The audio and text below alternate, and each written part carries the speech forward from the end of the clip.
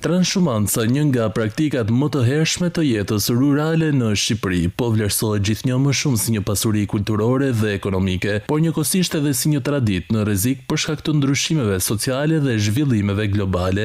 Ekspertja mjedisi dhe pedagoge në Universitetin e Shkodrës Luiç Gurakuçi, Valbona Karakaçi, thekson se kjo trashëgimi, ndonse mbrojtur nga UNESCO, përballet me sfida serioze.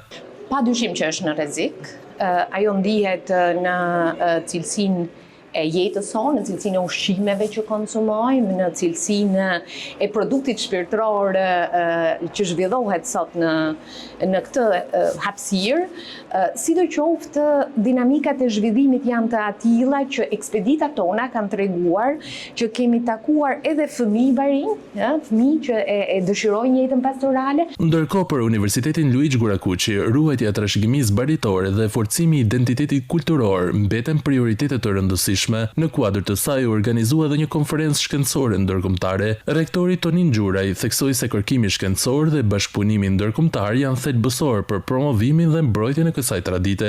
Universiteti i Shkodrës Luiç Gurakuçi mbetet i përkushtuar të jetë një qendër aktive e kërkimit shkencor dhe dialogut ndërkombëtar, duke kontribuar në ruajtjen, studimin dhe promovimin e trashëgimisë kulturore shqiptare dhe me gjerë. Përmes aktiviteteve të tilla, ne synojmë të ndërtojmë ura bashkëpunimi, të nxisim shkëmbimin e ideve dhe të hapim horizonte të reja për kërkimin dhe inovacionin. Transhumanca si praktike lashtë e lëvizjes sezonale të njerëzve dhe baktive për kullota u përfshi në vitin 2023 në listën përfaqësuese të UNESCO-s, një vendim që rreshton Shqipërinë mes vendeve që mbrojnë dhe promovojnë këtë traditë.